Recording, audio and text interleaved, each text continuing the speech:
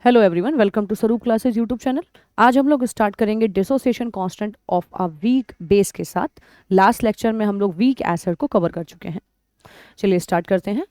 First, जैसा हमने बात करी है कि आयनिक इक्विलिब्रियम किसी भी वीक इलेक्ट्रोलाइट पे वर्क कर सकता है, स्ट्रॉन्ग पे वर्क नहीं करेगा। अगर हमने कोई एक वीक इलेक्ट्रोलाइट ले लिया है, जो कि हम बेस की बात कर रहे हैं, तो हम लेट करेंगे let a weak base B BOH। तो जैसा हमने पढ़ा है अर्हीनियस थ्योरी के अकॉर्डिंग कि base OH minus ion release कर सकते हैं, तो इसलिए हमने BOH ले लिया है। बी कोई भी आर्बिट्री केटाइन हो जाएगा और OH यहाँ पे आयन है जो बेसिक एक्शन दिखाने के लिए है। अगर इसे हम ब्रेक करें BOH, क्योंकि इलेक्ट्रोलाइट है, वाटर में ब्रेक हो जाएगा। ब्रेक होके हमें ये देगा B+ आयन, जो हमें इसको ब्रेक करके मिलेगा प्लस OH माइनस आयन, दोनों ही एक्वा स्टेट में होंगे। तो इस तरह से हमें दो आयन यहाँ से मिल जाएंगे।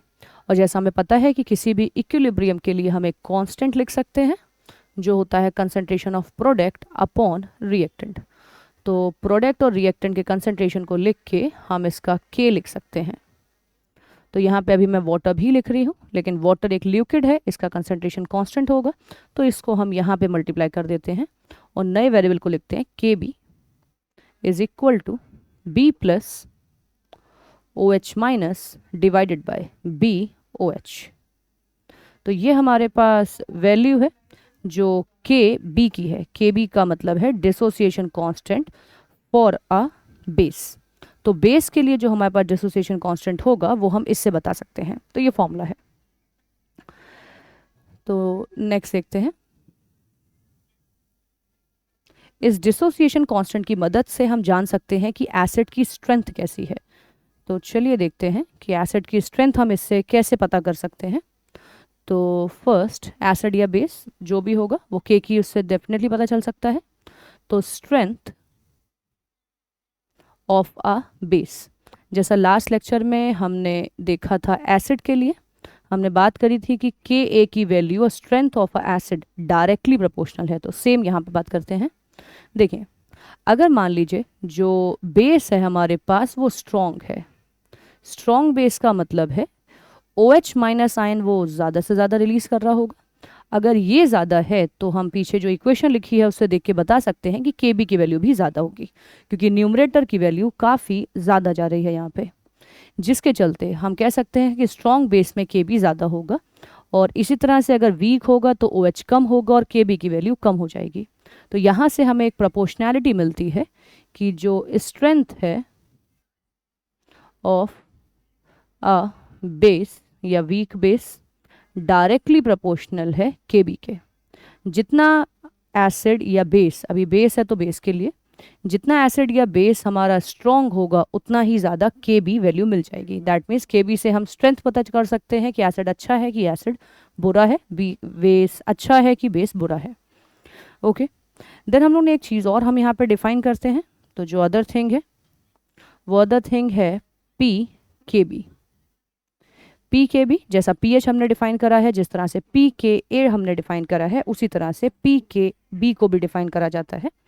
PKB is defined as PKB is defined as minus log KB। और log फॉर ऑब्वियस हम बेस 10 लेते हैं, लोगैरिथम बेस 10 KB यहाँ पे लिया जाता है। तो KB की वैल्यू का आप log ले लें और उसका नेगेटिव log ले लें, तो जो वैल्यू आती है उसको PKB कहा जाता है।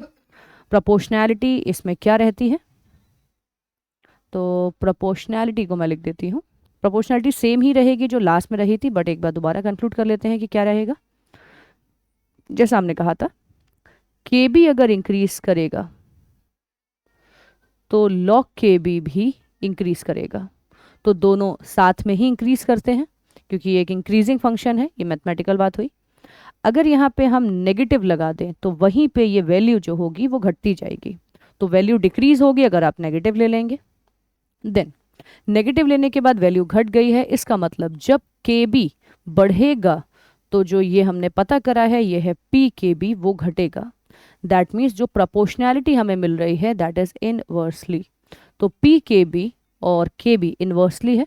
जितना ज़्यादा KB होगा उतना पी के बी कम होगा, जिसका मतलब है कि अगर स्ट्रॉन्ग एसिड है या बेस है, जैसे यहाँ पे अभी बेस है, तो अगर वो स्ट्रॉन्ग है तो के बी ज़्यादा होगा और पी के बी कम होगा।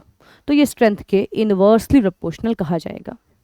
ये सिर्फ एक एनालिसिस है जो हम लोग वीक बेस के इक्विलिब्रियम कांस्टेंट या डिसोसिएशन कांस्टेंट के बारे में या उसकी मदद से हम पता कर सकते हैं। तो ये सब वो बातें हैं जो इससे रिलेट करी जा सकती हैं। देन और आगे चलते हैं और देखते हैं कुछ कंसंट्रेशन, पीएच और कुछ और चीज़ें जो हम के बी की मदद से पता कर सकते हैं। तो नेक्स्ट देखते हैं। हमने लास्ट में इस चीज़ को भी डिफाइन करा था, इसलिए मैं यहाँ पे बता दूं। ये है डिसोसिएशन कांस्टेंट। डिसोसिएशन कांस्टेंट जो हमने देखा, और उसके साथ हम रिलेट करने वाले हैं डिग्री ऑफ डिसोसिएशन का। डिग्री ऑफ डिसोसिएशन, तो डिग्री ऑफ डिसोसिएशन हमने लास्ट में भी डिफाइन करा था, वो एसिड के लिए था, अभी बेस के लिए है, दोनों होगा एक ही। तो चलिए डिफाइन करते हैं। डिग्री ऑफ डिसोसिएशन को हम लोग डिनोट करते हैं अल्फा से। तो डिग्री ऑफ डिसोसिएशन अल्फा से डिनोट करा जाता है, और इसको अगर हम डिफाइन करें तो ये कैसे डिफाइन करा जा सकता है, ये होगा नंबर ऑफ मॉलिक्यूल्स जो डिसोसिएट हो गए हैं divided by total number of molecule. That means ये हमें एक एक्सटेंट देता है कि कितना एसिड या बेस डिसोसिएट हो चुका है, क्योंकि ये वीक है। हमने पढ़ा है कि वीक वो होते हैं जो पूरी तरह से डिसोसिएट ना हो। क्योंकि ये पूरी तरह से डिसोसिएट नहीं होते हैं, तो ये हमें इनके लिए एक एक्सटेंट चाहिए होता है कि हम कहें हाफ डिसोसिएट हो गए हैं, 1/4 हो गए हैं, 1/3 हो गए हैं। तो उस एक्सटेंट को जानने के लिए हम इसको लिखते हैं। देन जैसे कि हम एक एग्जाम्पल ले लेते हैं कि मान लीजिए जो टोटल इनिशियली हमारे पास पार्टिकल्स थे, वो पार्टिकल का नंबर था, इनिशियली पार्टिकल थे 100। उसमें से जो पार्टिकल डिसोसिएट हो गए, पार्टिकल्स डिसोसिएटेड, वो मान लीजिए अभी यहाँ पे हम कह देते हैं 25 हैं। तो हम अल्फा अगर निकालें तो ये आएगा 25/100।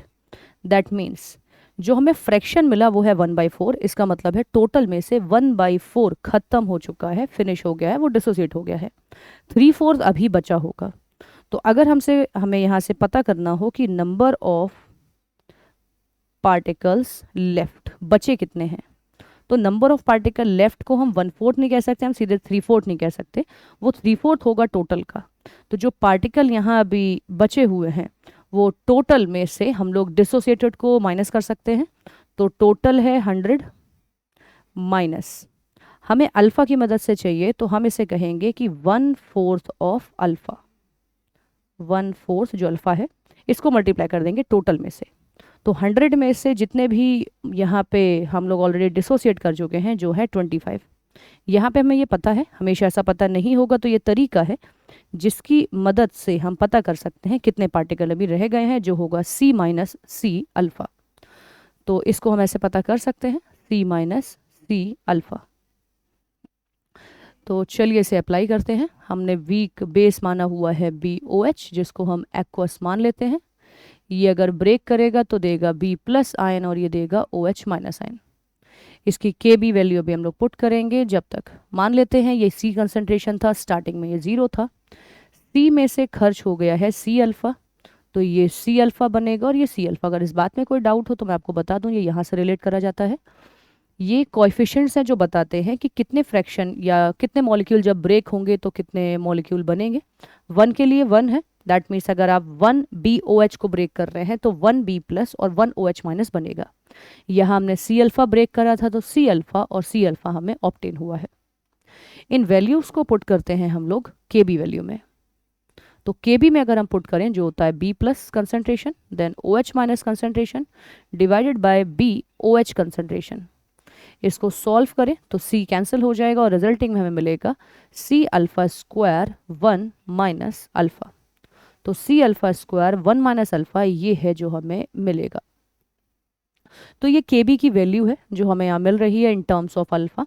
जैसा हमने एसिड के लिए भी कहा था कि अगर इफ बेस इज वीक, अगर बेस वीक है तो हम मान सकते हैं अल्फा काफ़ी छोटा है 1 से, जिसके चलते हम कह सकते हैं 1 माइनस अल्फा लगभग बराबर हो जाएगा 1 के।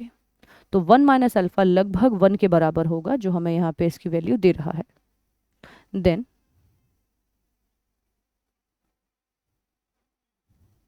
इसको अगर हम पुट करें अब आगे, तो हमें मिलेगा K B is equal to C alpha square.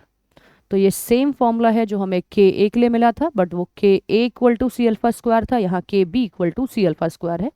यहाँ से हम लोग ने एक अदर कांस्टेंट को भी डिफाइन करा था जिसका नाम है डिग्री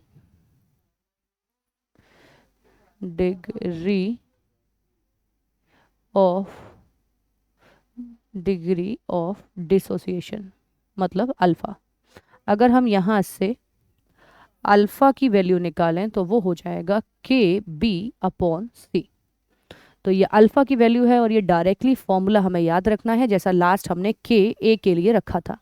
तो ये फॉर्मूला हमें याद रखना होगा, जिससे क्वेश्चन डायरेक्टली इजीली सॉल्व हो जाएंगे।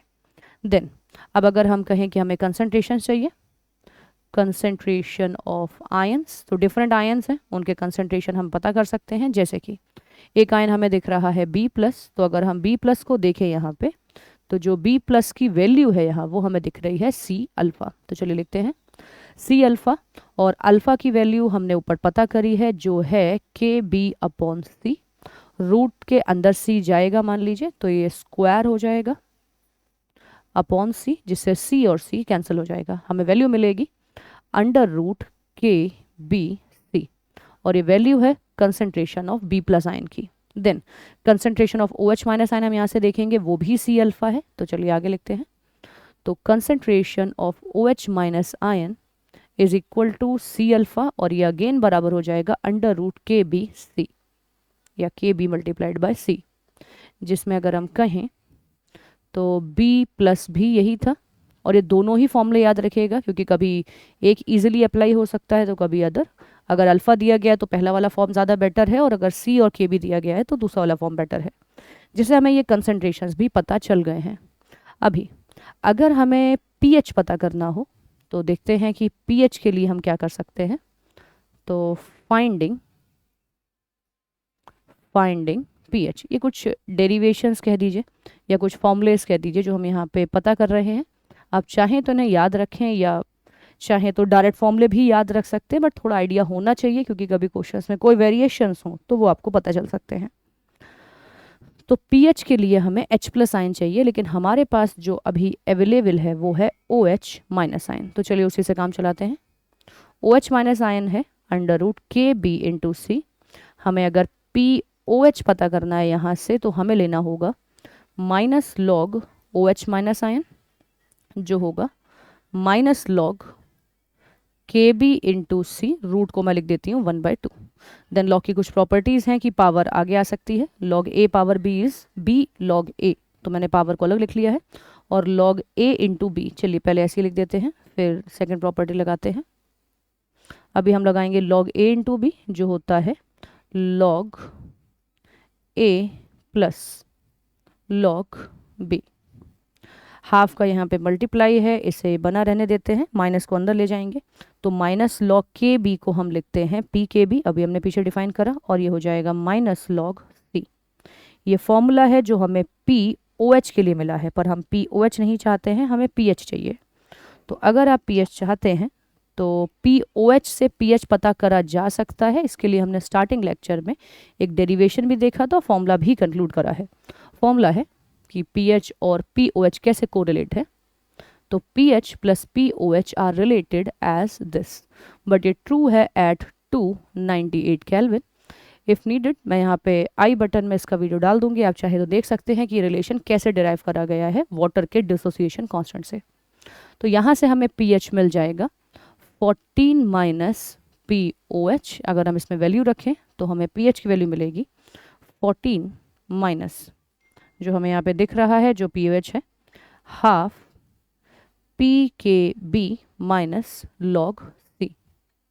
तो ये हमने यहाँ पे डेरिवेशन लिया है जो पीएच का है, बट मैं आपको बता दूं कि ये फॉर्मूला ज़्यादा कुछ लर्न रख के डायरेक्टली अप्लाई नहीं करा जाता है। हम लोग कोशिश करते हैं कि जो हमारे पास ये वाली फॉर्म है OH की, इससे हम सीधे POH निकाल लें और फिर 14 में से माइनस कर दें। तो डायरेक्ट फॉर्मूले की हमें ज़्यादा रिक्वायरमेंट नहीं है, बट इन केस अगर आपको ज़रूरत हो और आपको चाहिए तो फॉर्मूला कुछ इस तरीके से लिखा जाएगा। तो यहाँ पे हमने क्या क्या करा है, हमने यहाँ पे माइनस लॉग लिया है, हाफ पावर थी उसे पास में लिख लिया, देन लॉग ए इंटू बी की प्रॉपर्टी हमें पता है, लॉग ए प्लस लॉग बी, हमने उसको लिखा, माइनस को अंदर डिस्ट्रीब्यूट करा जिससे ये पी के बी हो गया और लॉग सी हमें यहाँ पे मिल चुका है माइनस का। तो ये डेरिवेशन है जो पीएच के बारे में हमें यहाँ पे बता रहा है। तो चलिए सारे फॉर्मूलों को एक बार समरी या नोट की फॉर्म पे लिख लेते हैं। तो नोट, ये फॉर्मूलाज हैं और कोशिश करिए ये आपको डायरेक्टली लर्न हो। फर्स्ट केबी का फॉर्म, जितने भी आयन प्रोडक्ट में हो उन्हें आप बाद में लिखिए और जितने ही रिएक्टेंट में हो उन्हें नीचे लिखना होगा।